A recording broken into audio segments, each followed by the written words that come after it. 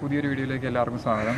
അപ്പോൾ അതിൽ നിന്ന് വിപരീതമാണ്, കുറച്ച് സന്തോഷത്തിലാണ് ഞാൻ ചെയ്യുന്നത്. കാരണം കുറേ നാളുകൾക്ക് ശേഷമാണ് നമ്മളിപ്പോൾ ഒരു വാഹനത്തിൻ്റെ റിവ്യൂ ആയിട്ടാണ് വന്നിരിക്കുന്നത്. ഒരു ബൈക്കാണ്. തമ്മിൽ കണ്ടപ്പോൾ തന്നെ നിങ്ങൾക്ക് മനസ്സിലായിട്ടുണ്ടാവും. അതെ, ഇത് തന്നെ വാഹനം റോയൽ എൻഫീൽഡിൻ്റെ ഹണ്ടർ 350 ആണ്. ഹണ്ടർ 350 ശരിക്കും പറഞ്ഞാൽ ആ പേരിനെ അന്വർത്ഥമാക്കുന്ന രീതിയിൽ തന്നെ മറ്റ് വാഹന കമ്പനികളുടെ വാഹനങ്ങളുടെ എല്ലാം ഒരു വേട്ടയാടി പിടിക്കാൻ വേണ്ടി തന്നെയാണ് റോയൽ എൻഫീൽഡ് ഇറക്കിയിരിക്കുന്നത്. കാരണം ഇപ്പോൾ നിങ്ങൾക്ക് സെയിൽസ് ഫിഗർ കാണുമ്പോൾ തന്നെ അതറിയാം. ഇപ്പോൾ വണ്ടി ഇറങ്ങിയിട്ടൊരു 3 മാസമായിട്ടുണ്ട്. ഇപ്പോൾ തന്നെ ഇതിൻ്റെ സെയിൽസും റോഡിൽ അത്രമാത്രം ഈ വണ്ടി കാണാനുണ്ട്. റോയൽ എൻഫീൽഡിൻ്റെ ഈ അടുത്തിറങ്ങിയ സ്ക്രാം 4 അത്ര സെയിൽസിൽ അത്ര മുന്നോട്ട് കയറാൻ പറ്റില്ല. ഒരു ഫ്ലോപ്പ് മോഡൽ തന്നെ പറയേണ്ടി വരും. പക്ഷേ അതിൽ നിന്ന് വിപരീതമായി ഹണ്ടർ ഏറെ മുന്നിട്ട് നല്ല സെയിൽസിൽ നിൽക്കുന്നുണ്ട്. അപ്പോൾ അതിൻ്റെ കാര്യങ്ങളൊക്കെ അറിയാൻ നമ്മൾ ഓണറോട് എന്തുകൊണ്ട് ഈ കാര്യങ്ങൾ വണ്ടി എടുത്തു എന്നുള്ള കാര്യങ്ങളൊക്കെയാണ് നമ്മൾ മെയിനായിട്ട് ഈ വീഡിയോയിൽ ഉൾക്കൊള്ളിച്ചിരിക്കുന്നത്. അതുകൂടാതെ തന്നെ എൻ്റെ ഭാഗത്തു നിന്നുള്ള ഒരു ചെറിയ റിവ്യൂ കാണുന്നതിൽ പുറത്തേലും അറിയാം. കാരണം ഒരുപാട് റിവ്യൂ വണ്ടി ഇറങ്ങിയിട്ട് 3 മാസമായി. നമുക്ക് ചെറിയ ചാനലായതുകൊണ്ട് വണ്ടി കിട്ടിയത് ഇപ്പോഴാണ്. അതിൻ്റെ കുറച്ച് കാര്യങ്ങൾ. അപ്പോൾ വീഡിയോയിലേക്ക് എല്ലാവർക്കും ഒരിക്കലും കൂടി സ്വാഗതം.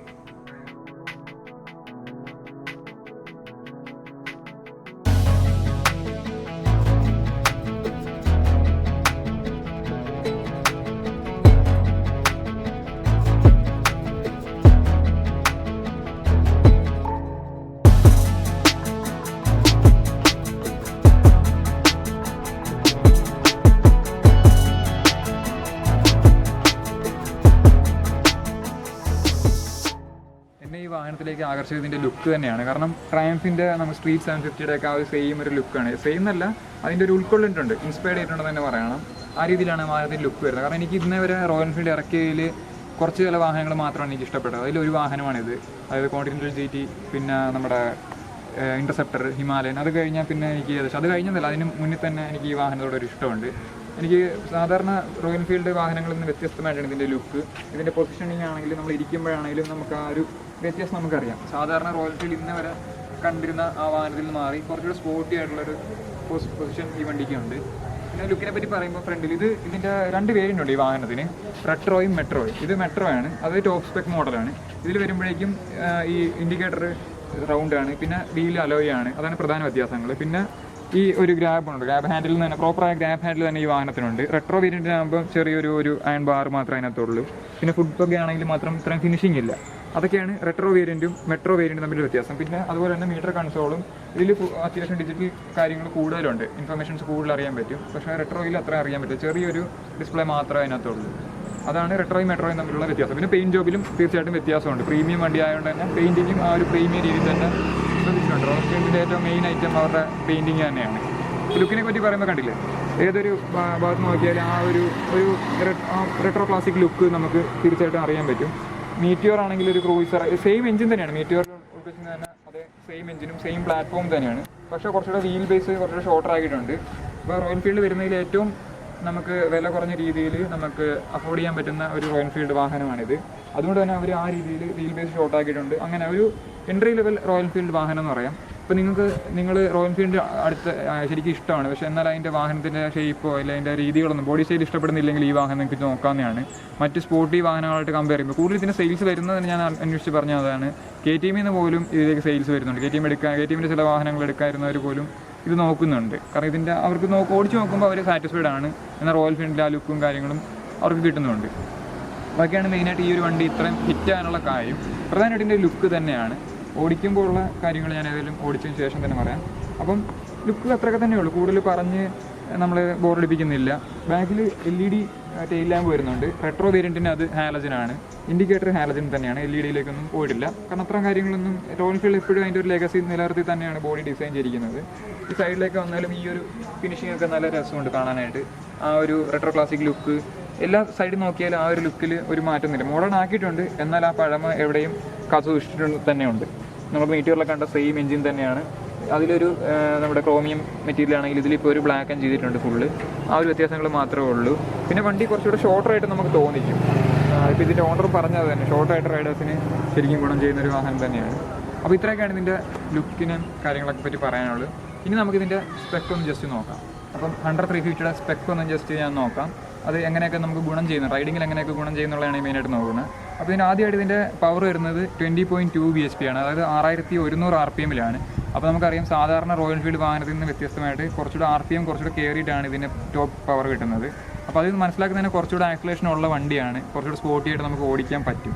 പിന്നെ 27 Nm 4000 RPM. അത് ഏകദേശം റോയൽ എൻഫീൽഡിൻ്റെ സാധാരണ വണ്ടികളിൽ നിന്നുള്ള തന്നെ ആ ഒരു മിഡ് റേഞ്ചിൽ തന്നെ ഏകദേശം വലിയ കുറഞ്ഞ RPM തന്നെ മാക്സിമം ടോർക്ക് കിട്ടുന്നുണ്ട്. അതുകൊണ്ട് തന്നെ നമുക്ക് എടുത്ത് പോകാനായിട്ട് എളുപ്പമാണ്. ആ റോയൽ എൻഫീൽഡിൻ്റെ ഏറ്റവും വലിയ ഗുണം തന്നെ അതാണ്, നമുക്ക് ലോ എൻഡ് ടോർക്ക് നല്ല രീതിയിൽ കിട്ടും. അതാണ് വരുന്നത്. പിന്നെ എൻജിൻ നേരത്തെ പറഞ്ഞ പോലെ തന്നെ മീറ്റിയോറിലൊക്കെ ഉള്ള പോലെ തന്നെ J350cc ആ എഞ്ചിനാണ്, നമുക്ക് BS6 എഞ്ചിനാണ്. പിന്നെ ഇതിൽ ഈ മോഡൽ ഇത് മെട്രോ വേരിയൻ്റ് ആയതുകൊണ്ട് തന്നെ ഇതിന് ഡ്യുവൽ ചാനൽ ABS ആണ്. ഫ്രണ്ടിൽ 300 mm ആണ് ഡയ ഡിസ്ക് വരുന്നത്, ബാക്കിലാണെങ്കിൽ 230 mm ആണ്. ഏകദേശം രണ്ടും കുഴപ്പമില്ല, ബ്രേക്കിംഗ് ഞാൻ ഓടിക്കുമ്പോൾ അറിയാം. എന്നാലും ക്ലാസിക് 350നെക്കാട്ടും കുറച്ചുകൂടെ ബ്രേക്കിംഗ് കുറച്ച് ഇൻഫീരിയർ ആണെന്ന് കുറച്ച് പൊതുവെ ഒരു തോട്ട് കിട്ടുന്നുണ്ട്. പിന്നെ നോക്കിക്കഴിഞ്ഞാൽ 177 കിലോഗ്രാം വരുന്നുണ്ട് വെയിറ്റ്. അത് ശരിക്കും എടുത്ത് പറയേണ്ട ഒരു കാര്യം തന്നെയാണ്. ബാക്കി റോയൽ എൻഫീൽഡ് വാഹനങ്ങളെല്ലാം വെച്ച് നോക്കുമ്പോൾ ഏകദേശം ഒരു 12 കിലോ ലൈറ്ററാണ് ഈ വാഹനം. 12-15 കിലോ ലൈറ്ററാണ്. നമ്മൾ ഡ്രൈവ് വെയിറ്റ് നോക്കുമ്പോഴാണ് അത്രയും, ഫുൾ ടൈം ഫ്യൂൽ അടിച്ച് കഴിയുമ്പോൾ അത്രയും കൂടെ വ്യത്യാസം വരും. പിന്നെ ഓവറോൾ ഹൈറ്റ് 1055 മീറ്റർ. ഹൈറ്റ് കുറച്ചുകൂടെ ഷോർട്ടർ റൈഡേഴ്സിന് കുറച്ചുകൂടെ ഗുണം ചെയ്യുന്ന രീതിയിലാണ് ഹൈറ്റ് കൊടുത്തിരിക്കുന്നത്. പിന്നെ 3 year വാറണ്ടി കാര്യങ്ങളൊക്കെയാണ്. പിന്നെ ഇതിൻ്റെ ചേസസ് എന്ന് പറഞ്ഞാൽ ഡബിൾ ക്രാഡിലാണ്. ഇപ്പോഴത്തെ സെയിം മീറ്റിയോറിലുള്ള സെയിം ചേസസ് തന്നെയാണ് വന്നിരിക്കുന്നത്. ഒരു വ്യത്യാസം എന്താണെന്ന് വെച്ചാൽ മീറ്റിയോറിൽ ഇങ്ങനെ ഇത് താഴേക്ക് പോയി ഈ എഞ്ചിൻ പ്രൊട്ടക്ഷൻ വരുന്ന രീതിയിൽ തന്നെ കൊടുത്തിരിക്കുന്നത്. പക്ഷേ ഇതിന് അങ്ങനെയല്ല, എഞ്ചിൻ ഏകദേശം ഒരു ഹാങ് ചെയ്തിട്ടിരിക്കുന്ന രീതിയിലാണ്.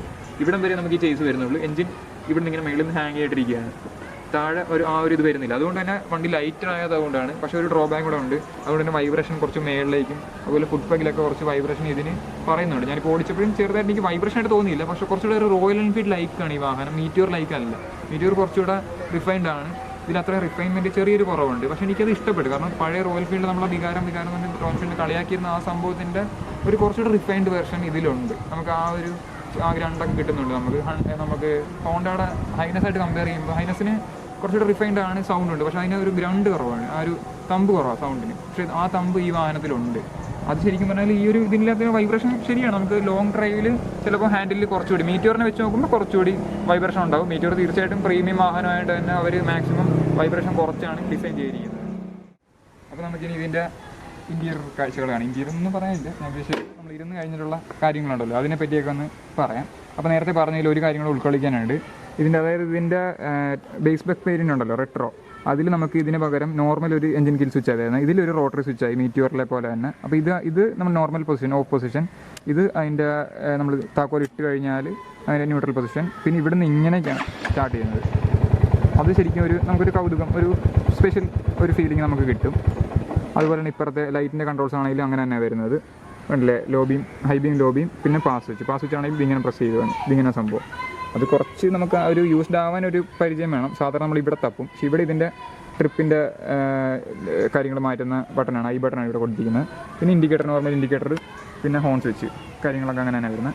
അപ്പം മീറ്ററിനെ പറ്റി പറയുമ്പം ഞാൻ നേരത്തെ പറഞ്ഞ പോലെ തന്നെ ബേസ് ബെക്ക് വേരിയൻറ്റിൽ നിന്ന് വ്യത്യസ്തമായിട്ട് കുറച്ചുകൂടി നല്ല മീറ്റർ, കുറച്ചുകൂടി ഇൻഫർമേഷൻസ് നമുക്ക് കാണുന്ന രീതിയിലുള്ള ഒരു ഡിജിറ്റൽ കൺസോൾ ഇതിൻ്റെ ഉള്ളിൽ തന്നെ ഉണ്ട്. ബേസ് ബെക്ക് വേരിയൻ്റെ ഒരു വ്യത്യാസം വരുന്നുണ്ട് ഈ മീറ്റർ. ഞാൻ പറഞ്ഞ പോലെ തന്നെ ബേസ് ബെക്കിന് ഇവിടെ താഴെ ഒരു ചെറിയൊരു ഡയൽ മാത്രമേ ഉള്ളൂ. ഇതിലെന്ന് പറയുമ്പോൾ ഇവിടെ ഒരു സർക്കുലറിൽ ഡിജിറ്റൽ കൺസോൾ ഉണ്ട്. അതിനുള്ളിൽ ഇത്ര ഇൻഫർമേഷൻസ് കാണിക്കും. അത് പുറമേ തന്നെ സ്പീഡോമീറ്റർ കൊടുത്തിട്ടുണ്ട്. അപ്പോൾ ഇതിൽ വരുന്ന ഒരു സ്പീഡോമീറ്റർ, പിന്നെ ഈ പറഞ്ഞ fuel gauge, gear position indicator വരുന്നുണ്ട്, ടൈം വരുന്നുണ്ട്, പിന്നെ ഓഡോമീറ്റർ നമുക്ക് മാറ്റി ട്രിപ്പ് A, B ഉണ്ട്. പിന്നെ ട്രിപ്പ് F എന്ന് പറഞ്ഞൊരു ഇത് കൊണ്ടുണ്ട്, റോയൽ എൻഫീൽഡ് മാത്രമേ ഉള്ളൂ. അതായത് റിസർവിലാകുമ്പോൾ ഉള്ള നമുക്ക് എത്ര ഏകദേശം 150 കിലോമീറ്റർ ഓടാം, അത് നമുക്ക് കാണിക്കും. പിന്നെ റോയൽ എൻഫീൽഡ് ലോഗോ വരുന്നുണ്ട്, ന്യൂട്രലിൻ്റെ ഇൻഡിക്കേഷൻ വരുന്നുണ്ട്, ABSൻ്റെ സ്വിച്ച് വരുന്നുണ്ട്, ബാറ്ററി, അങ്ങനത്തെ കാര്യങ്ങൾ മാത്രം. ഇത്രയാണ്. ടാക്കോമീറ്റർ ഇപ്പോഴും റോയൽ എൻഫീൽഡിൽ വരുന്നില്ല. അത് നമ്മൾ എടുത്ത് പറയേണ്ട കാര്യം തന്നെയാണ്. ബാക്കി പിന്നെ പറഞ്ഞ പോലെ ലൈറ്റിൻ്റെ കാര്യങ്ങളൊക്കെ നേരത്തെ പറഞ്ഞ പോലെ അത്യാവശ്യം നല്ല പൊസിഷനാണ്. പൊസിഷൻ ജസ്റ്റ് ഒന്ന് കാണിച്ചേക്കാം ബ്രോ. പൊസിഷൻ ശരിക്കും മീറ്റിയോറിന് അത്രയും റിലാക്സ്ഡ് അല്ല, എന്നാൽ കുറച്ച് സ്പോർട്ടീവാണ്. ഓവർ സ്പോർട്ടി അല്ല, നമ്മൾ ഇങ്ങനെ കിടക്കൊന്നും വേണ്ട, പക്ഷെ നമ്മുടെ കൈ ഇരിക്കുന്ന കുറച്ച് ടൈറ്റ് ആണ് എന്നുള്ളൊരു ഫീൽ നമുക്ക് വരും. അത് കുറച്ചുകൂടെ ഹൈറ്റ് കുറഞ്ഞ ഒരാൾക്കാകുമ്പോൾ കുറച്ചുകൂടെ ഹെൽപ്ഫുൾ ആയിരിക്കും. അവർക്ക് ആ ഒരു അടുത്ത് കിട്ടുമല്ലോ. നമുക്ക് ഒരുപാട് ഹാൻഡിൽ അടുത്തല്ല, ഹാൻഡിൽ ദൂരെയാണ്, പക്ഷേ ഒരുപാട് ദൂരെയല്ല. ആ ഒരു ഫീലാണ്. ഒരു മീഡിയം പൊസിഷൻ എന്ന് പറയാം. ശരിക്കും യൂസ്ഫുൾ ആണ് നമുക്ക് സിറ്റി റൈഡ്. ഇത് ശരിക്കും പറഞ്ഞാൽ അങ്ങനെയാണ്. ഇതൊരു പെട്ടെന്ന് എടുത്തുകൊണ്ട് പോകാൻ പറ്റും. ചെറുപ്പക്കാർക്കും കുറച്ചുകൂടെ പറ്റും. ചെറുപ്പക്കാരിലേക്കും കൂടെ റോയൽ എൻഫീൽഡ് ഇറങ്ങി ഈ ഒരു മോഡൽ കൊണ്ട്, അങ്ങനെ തന്നെ പറയേണ്ടിയിരിക്കും. അപ്പോൾ നമുക്കിനി ഇതിൻ്റെ എക്സോസ്റ്റ് നോട്ടൊന്ന് കേൾക്കാം. ഇതിൽ പിന്നെ വേറൊരു കാര്യങ്ങൾ പറയാനുണ്ട്. ഇതിൽ നമുക്ക് ന്യൂട്രൽ ഇട്ടാൽ മാത്രമേ നമുക്ക് സ്റ്റാർട്ട് ആകത്തുള്ളൂ. ഗിയറിലിട്ട് ക്ലച്ച് പിടിച്ച് അങ്ങനെ സ്റ്റാർട്ടാകുന്ന സംഭവം ഇതിലില്ല. ഒരു തരത്തിൽ നല്ലതാണ്, ഒരു തരത്തിൽ കുറച്ച് പ്രശ്നമുണ്ട്. ഇപ്പോൾ കയറ്റത്തൊക്കെ ആണെങ്കിൽ കുറച്ച് പ്രശ്നമായിട്ട് നമുക്ക് തോന്നും. എക്സോസ്റ്റിനോട് ഞാൻ പറഞ്ഞ പോലെ തന്നെ കുറച്ചുകൂടെ തമ്പുണ്ട്. നമ്മൾ മീറ്റിയറിനെ വെച്ച് നോക്കുമ്പോഴും കുറച്ചുകൂടെ തമ്പുണ്ട്. നമ്മളിപ്പോൾ ഐഡിൽ ചെയ്യുമ്പോൾ മീറ്റിയറിൻ്റെ സെയിം സൗണ്ടാണ്, പക്ഷേ വേണ്ട ഇവിടെയാണ് അതിൻ്റെ വ്യത്യാസം ഇരിക്കുന്നത്. ആ ഒരു ഗ്രൗണ്ട് നമുക്ക് ശരിക്കും നമുക്കൊരു അഡ്വാൻസ് റഷൊക്കെ തോന്നിക്കും. ശരിക്കും ഇഷ്ടപ്പെടും നമുക്കിത്. നമുക്ക് ഒരുപാട് കൈ കൊടുത്ത് ഓടിക്കാനല്ല, ഇത് ശരിക്കും അത് ഒരുപാട് കൈ കൊടുത്ത് ഓടിക്കേണ്ട ഒരു വണ്ടിയല്ല. നമുക്ക് ഇതിൻ്റെ സൗണ്ട് ഇഷ്ടപ്പെടും. ഒന്നുകൂടെ ആക്സിലേറ്റർ ചെയ്തു.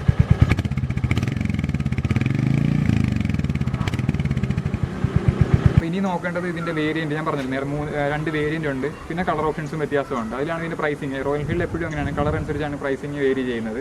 പക്ഷേ ഇതിൽ 2 വേരിയൻ്റ് ഉണ്ട്. അത് ശരിക്കും ഞാൻ പറഞ്ഞ പോലെ ഫീച്ചേഴ്സിൻ്റെ വ്യത്യാസമുണ്ട്. ഫീച്ചേഴ്സ് അല്ല, കാര്യങ്ങൾ വ്യത്യാസമുണ്ട്. ഇതിൻ്റെ ബേസ് വേരിയൻറ്റ് തന്നെ റെട്രോ ആണ്.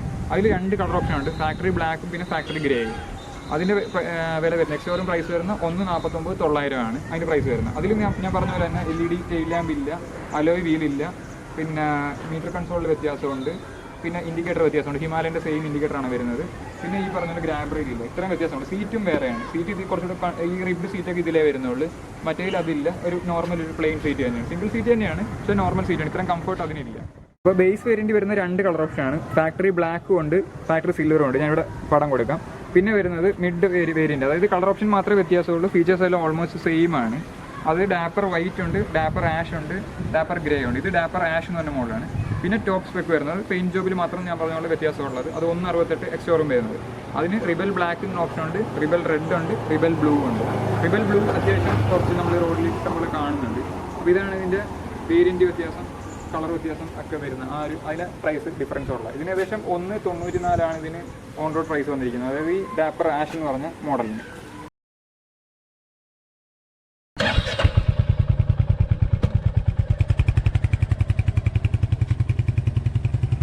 അണ്ടർ 350 എന്തുകൊണ്ട് ഹിറ്റായെന്നുള്ളതിൻ്റെ ഉത്തരം എനിക്ക് ഈ വണ്ടി ഓടിച്ചപ്പോൾ തന്നെ കിട്ടി.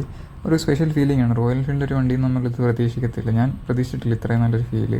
കാരണം നല്ല പെപ്പിയാണ്. വണ്ടി വെയിറ്റ് കുറച്ച് കുറഞ്ഞുകൊണ്ട് തന്നെ 12 കിലോ കുറഞ്ഞുകൊണ്ട് തന്നെ കുറച്ചുകൂടെ നമുക്ക് കൺട്രോൾ ചെയ്യാൻ പറ്റുന്നു. ടാങ്കിൻ്റെ ആ ഡിസൈൻ ആണെങ്കിലും ശരിക്കും നമുക്ക് റൈഡിങ് എക്കണോമിക്സ് നല്ല രീതിയിൽ ഇമ്പ്രൂവ് ആയി. നമുക്ക് കാല് ശരിക്കും അവിടെ ടക്കിങ് ചെയ്ത് വെച്ച് നല്ല രീതിയിൽ നമുക്ക് ചെറിയൊരു ടേണൊക്കെ എടുത്ത് പോകാനും ഫ്ലിക്ക് ചെയ്ത് കൊണ്ടുപോകാൻ നമുക്ക് പറ്റും. സാധാരണ റോയൽ എൻഫീൽഡ് വാഹനത്തിൽ നിന്ന് കിട്ടാത്തൊരു കോൺഫിഡൻസ് ഇതിൽ നിന്ന് കിട്ടുന്നുണ്ട്. അപ്പം എനിക്ക് തോന്നുന്നു മീറ്റിയറിന് പോലും ഇത് സെയിൽ ഹണ്ട് ചെയ്ത് പിടിക്കുന്നുണ്ട്. കാരണം കുറച്ചുകൂടെ ആ ഒരു മീറ്റിയർ റിഫൈൻമെൻ്റ് ഉണ്ട്, പക്ഷേ ഇതിൻ്റെ ആ ഒരു ഗ്രണ്ട് അതിനില്ല. ആ ഒരു തമ്പ് ഫീലുണ്ടല്ലോ, ഒരു പെപ്പി ഫീല്, അത് ഇതിന് കിട്ടുന്നുണ്ട്. എനിക്ക് ശരിക്കും ഇഷ്ടപ്പെട്ടു. ഈ വണ്ടി ഓടിക്കുമ്പം നമുക്ക് ഇഷ്ടപ്പെടും. ടെസ്റ്റ് റൈഡ് ചെയ്ത് നോക്കേണ്ട ഒരു വാഹനം തന്നെയാണിത്. ശരിക്കും ഇപ്പം റോയൽ എൻഫീൽഡ് ടെക്നിക്കലി ശരിക്കും ഇമ്പ്രൂവ് ചെയ്യുന്നുണ്ട് അവരുടെ വണ്ടി. മുന്നത്തെ പോലെ വികാരം മാത്രമല്ല, അവർ കുറച്ചൊക്കെ ടെക്നിക്കലി ഇമ്പ്രൂവ് ആയിട്ടുണ്ട്. പക്ഷേ എനിക്കൊരു ചെറിയൊരു ഡ്രോബാക്ക് എന്ന് തോന്നിയത് ഇതേ സെയിം വണ്ടി ചെറിയൊരു വ്യത്യാസം തന്നെയാണ് മീറ്റിയറിനുള്ളത്. ക്രൂയിസറാണ്, പക്ഷേ അതിൽ എന്തുകൊണ്ട് ഇത്രയും പ്രൈസും ഇതിൻ്റെ പ്രൈസ് ശരിക്കും ഞെട്ടിച്ച് ശരിക്കും. അപ്പോൾ എനിക്കത് അതിന് ഒരു ചെറിയൊരു സംശയമുണ്ട്, എന്തുകൊണ്ട് അത്രയും പ്രൈസ് ആ വണ്ടിക്ക് വന്നു എന്നുള്ളത്. ഇത് ശരിക്കും വാല്യൂ ഫോർ മണിയായ ഒരു വാഹനം തന്നെയാണ് ഹണ്ടർ ഈ ഒരു സെഗ്മെൻറ്റിൽ, ഈ ഒരു പർപ്പസിന്. അപ്പോൾ വീഡിയോയുടെ തുടക്കത്തിൽ പറഞ്ഞ പോലെ തന്നെ ഈ വാഹനത്തിന് നല്ല രീതിയിൽ സെയിൽസ് നല്ല രീതിയിൽ മുന്നോട്ട് തന്നെ പോയിക്കൊണ്ടിരിക്കുകയാണ്. അപ്പോൾ നമുക്ക് ഓണർമാർ എന്തുകൊണ്ട് ഈ വാഹനം എടുക്കുന്നുള്ളൊരു കാര്യം നമുക്ക് അറിയേണ്ടതുണ്ട്. അതുകൊണ്ട് നമുക്ക് ഓണറോട് ചോദിക്കാം, എന്തുകൊണ്ട് കാർത്തിക് ഈ ഒരു വണ്ടി തന്നെ സെലക്ട് ചെയ്തത്? എനിക്കെന്ന് പറഞ്ഞാൽ എൻ്റെ ഈ പൊക്കത്തിലുള്ള വണ്ടി ഞാൻ കുറേ നാളായിട്ട് നോക്കുമായിരുന്നു. എനിക്ക് വേറെ വണ്ടിയൊന്നും കിട്ടുന്നില്ലായിരുന്നു. അപ്പോൾ എൻ്റെ കറക്റ്റ് ഹൈറ്റിനും എൻ്റെ ആ ഡ്രൈവിങ്ങിന് പറ്റുന്ന രീതിക്കുള്ള ജസ്റ്റ് റൈഡ് ചെയ്തപ്പോഴത്തേക്ക് എനിക്കത് കറക്റ്റ് കംഫർട്ടായിട്ട് ഫീൽ ചെയ്തു. എന്ന് പറഞ്ഞാൽ ഹാൻഡ്ലിങ് നല്ല കംഫർട്ടായിട്ടൊക്കെ തോന്നി. വെയിറ്റ് കുറവും കുറച്ച് സാധാരണ റോയൽ എൻഫീൽഡിന് വെയിറ്റ് കുറവ് കുറച്ച് ഗുണം ചെയ്യുന്നുണ്ടല്ലേ? അതെ, ശരിക്കും അത്യാവശ്യം സ്പോർട്ടി ആയിട്ട് രീതിക്കും ഫീൽ ചെയ്തപ്പോഴത്തേക്ക്. ശരിക്കും റോയൽ എൻഫീൽഡിന്റെ വണ്ടിയാണെന്ന് ഇഷ്ടം, അതോ വേറെ ഏതെങ്കിലും വണ്ടികൾ മനസ്സിലുണ്ടായിരുന്നു? ശരി, എനിക്ക് റോയൽ എൻഫീൽഡിന്റെ വണ്ടിയോട് പണ്ടോട്ട് ഇഷ്ടമായിരുന്നു. പക്ഷേ എന്നാൽ ഈ വണ്ടിക്ക് ഹൈറ്റും എൻ്റെ ഈ സൈസിന് പറ്റാത്തതുകൊണ്ട് ഞാനത് എടുക്കാതിരിക്കുന്നത്. അതാണ് എനിക്ക് ഇതിന്റെ ആ ഒരു സ്യൂട്ട് ആവുന്ന വണ്ടിയിട്ട് അങ്ങനെ ഞാൻ പ്രതീക്ഷിച്ച വണ്ടിയാണോ അതോ പ്രതീക്ഷകളും കൂടുതൽ എനിക്ക് ഇതിന്റെ പെർഫോമൻസും എല്ലാം കിട്ടി. എന്തൊക്കെ കാര്യങ്ങൾ കൂടുതൽ ഇഷ്ടപ്പെട്ടത്? എനിക്ക് സത്യം പറഞ്ഞാൽ കൺട്രോളിങ് ഭയങ്കരമായിട്ട് ഇഷ്ടപ്പെട്ടു. പിന്നെ പറഞ്ഞാൽ വണ്ടി നല്ല സ്പീഡ് കയറ്റാൻ പറ്റുന്നുണ്ട്. പിന്നെ സ്പീഡ് കയറ്റിയാൽ വണ്ടി ഒരു ഷിവറിങ് ഇല്ല. ആകെയുള്ളൊരു കുഴപ്പമായിട്ട് എനിക്ക് തോന്നുന്നത് ഹീറ്റിംഗ് ഉണ്ട് വണ്ടിക്ക്, ഒരു ചെറിയ ഹീറ്റ്. പക്ഷേ അത് ഞാനൊരു കുറച്ച് കിലോമീറ്റേഴ്സ് ഓടിക്കഴിഞ്ഞ് കഴിഞ്ഞാൽ പിന്നെ ഹീറ്റിംഗ് കാണത്തില്ല. ഫസ്റ്റ് സർവീസ് കഴിഞ്ഞിട്ടില്ലല്ലേ? ഇല്ല, ഫസ്റ്റ് സർവീസ് ആയിട്ടില്ല. ട്രാഫിക്കിൽ ഓടിക്കുമ്പോഴാണ് ഹീറ്റിംഗ് അതോ ലോങ് ഡിസ്റ്റൻസ് പോകുമ്പോഴാണ്? ട്രാഫിക് ഓടിക്കുമ്പോഴത്തേക്കാണ്. ട്രാഫിക് ഓടിച്ച് കുറച്ച് നേരം കഴിയുമ്പോഴത്തേക്ക് അതൊരു നമ്മളൊരു 4 കിലോമീറ്റർ 5 കിലോമീറ്റർ ഓടി കഴിയുമ്പോൾ വണ്ടി ചെറിയൊരു ഹീറ്റിംഗ് ഉണ്ട്. പക്ഷേ പിന്നെ ഒരു 10-12 കിലോമീറ്റർ കഴിഞ്ഞാൽ പിന്നെ ഹീറ്റിംഗ് ഇല്ല. നമുക്ക് ഫീൽ ചെയ്തില്ല, ഉണ്ടായാലും ഫീൽ ചെയ്തില്ല നമുക്ക്. വില ശരിക്കും ഒരു നെട്ടിച്ചല്ലേ. വില നല്ല അഫോർഡബിൾ ആയിട്ട് ഇത്രയും ഈ ഒരു വണ്ടി ഈ പ്രൈസ് റേഞ്ച് കിട്ടുക എന്ന് പറഞ്ഞാൽ ഭയങ്കര 350cc ഇത്രയും ഫീച്ചേഴ്സ് ഉള്ള ഒരു വണ്ടി ശരിക്കും വേറെ ഇല്ല. കാരണം ഇപ്പൊ 200cc സെഗ്മെന്റിലെ ഒരു സെയിൽസ് പോലും പിടിക്കുന്നുണ്ട്. പിന്നെ മൈലേജ് കാര്യങ്ങൾ നോക്കിയോ? ഈ ഒരു 40 അടുത്ത് കിട്ടുന്നുണ്ട്. അത് ശരിക്കും പറഞ്ഞാൽ നമ്മൾ കാരണം അങ്ങനെ ഒരു നോക്കുന്നത് 350cc വാഹനം വേണം, റോയൽ എൻഫീൽഡിന്റെ വാഹനം വേണം, മൈലേജും വേണം. എന്നാൽ നമുക്ക് ഈ ഒരു കൊണ്ടുനടക്കുന്ന മെയിൻ്റെനൻസ് ഒക്കെ കാര്യങ്ങളാണെങ്കിൽ ശരിക്കും ഇതിൻ്റെ മെയിൻ്റെനൻസ് പോലും റോയൽ എൻഫീൽഡ് പറഞ്ഞുകൊണ്ട് ഇത് കുറച്ചുകൂടെ ബഡ്ജറ്റ് റേഞ്ച് ആയിട്ട് തന്നെ നിർത്തുന്നുണ്ട്. കാരണം ഇത് കുറച്ചുകൂടെ മാസ് മാർക്കറ്റ് ആയിട്ടാണ് അവർ ഉദ്ദേശിക്കുന്നത്. ഹണ്ടർ എന്നുള്ള പേരിൽ തന്നെ അതിനോടത്തോളം തന്നെ ശരിക്കും സെയിൽസ് ഹണ്ടി തന്നെ പിടിക്കുന്നുണ്ട് വാഹനം. അതുകൊണ്ട് തന്നെ ആ കാര്യത്തിൽ അങ്ങനെ നിങ്ങൾ നോക്കുന്നുണ്ടെങ്കിൽ ഈ വാഹനം നിങ്ങൾക്ക് ശരിക്കും ഒരു ഉത്തമ വാഹനം തന്നെയാണ്. റോയൽ എൻഫീൽഡ് വാഹനം തന്നെ ഇഷ്ടപ്പെടുന്നുണ്ടെങ്കിൽ. അപ്പോൾ അത്രയൊക്കെ തന്നെയാണ് ഈ വീഡിയോയിൽ പറയാനുള്ള കാര്യങ്ങൾ. വീഡിയോയുടെ അവസാനിക്കുകയാണ്. ഇത്ര നേരം വീഡിയോ കണ്ടുകൊണ്ടിരുന്ന എല്ലാവർക്കും ഒരുപാട് നന്ദി.